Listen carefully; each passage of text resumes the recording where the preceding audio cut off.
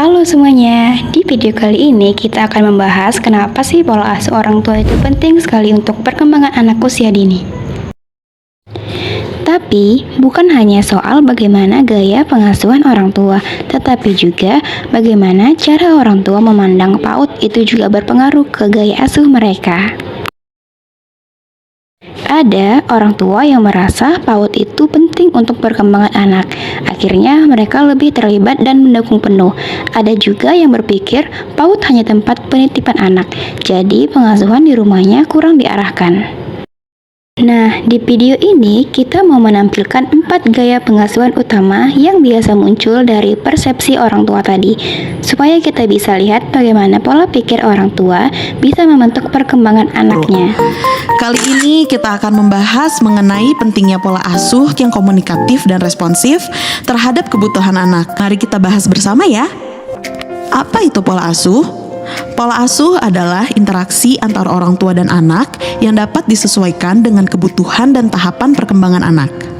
Pola asuh juga sangat berkontribusi pada kualitas tumbuh kembang anak yang sehat fisik dan mental untuk menghadapi situasi masa kini, sehingga dapat mencapai potensi terbaiknya. Oke, sekarang kita masuk ke gaya pengasuhan yang pertama, yaitu gaya otoriter. Di mana bapak dan ibu mengatur anak untuk mengikuti kemauan orang tua dan tidak memberikan anak ruang untuk berpendapat. Jadi, jika anak membantah, maka akan mendapatkan hukuman, sehingga anak merasa tidak aman dan kurang kasih sayang. Selanjutnya, kita masuk ke gaya pengasuhan yang kedua, yaitu gaya pengasuhan demokratis. Kemudian, bagaimana jika demokratis yang diterapkan? Anak akan lebih terbuka dengan kita. Betul Bu, karena kita menghargai dan memberikan ruang untuk anak berpendapat, serta membimbing dengan penuh perhatian, sehingga anak lebih percaya diri dan bertanggung jawab. Adapun peran penting orang tua dalam mendampingi remaja adalah memberikan pendidikan, memberikan panutan, lalu memberikan pendampingan, juga menjadi konselor, dan menjadi teman atau sahabat bagi anak.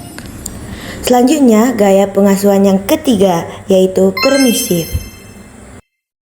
Permisif, di mana bapak ibu memperbolehkan anak melakukan apa saja tanpa batasan, cenderung memanjakan, sehingga anak merasa tidak memiliki batasan dalam berperilaku.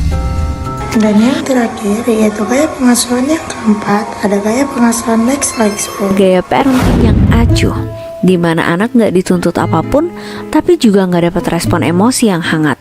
Anak sering ditinggal dan nggak peduli apa yang dilakukan anak, orang tua tetap acuh. Dampaknya, anak bakal ngerasa sendiri dan sering kesepian. Dia bakal ngelakuin apapun dan gak ada yang memperdulikan. Gak dapat perhatian bakal bikin anak ngerasa gak percaya sama dirinya sendiri dan orang lain di kemudian hari. Karena takut terluka, dia bakal milih buat gak deket sama orang lain dan dingin dengan emosinya sendiri. Dari video yang sudah kita lihat tadi, sekarang kita lihat contoh fenomena yang pernah terjadi ya. Parenting bukan tentang selalu benar dan sempurna, tapi tentang terus belajar dan gak ada aturan yang bilang kamu harus kuat sendirian.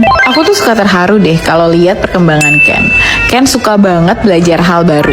Aku dan papi Ken berusaha kasih yang terbaik buat Ken. Nah, ngomongin soal gimana cara kita sebagai orang tua kasih yang terbaik, kalian ada yang nonton podcast Nikita Willy yang ini juga gak sih? Apakah Winner Squad namanya? Ya, Winner Squad Bagus sih. bagus. Merepresentasikan. Yes. Iya. Setelah nonton podcastnya, aku setuju banget sih kalau semua anak perlu Winner Squadnya masing-masing. Karena aku melakukan hal yang sama juga buat Ken selama ini. Sekian video dari kami, semoga video ini bermanfaat.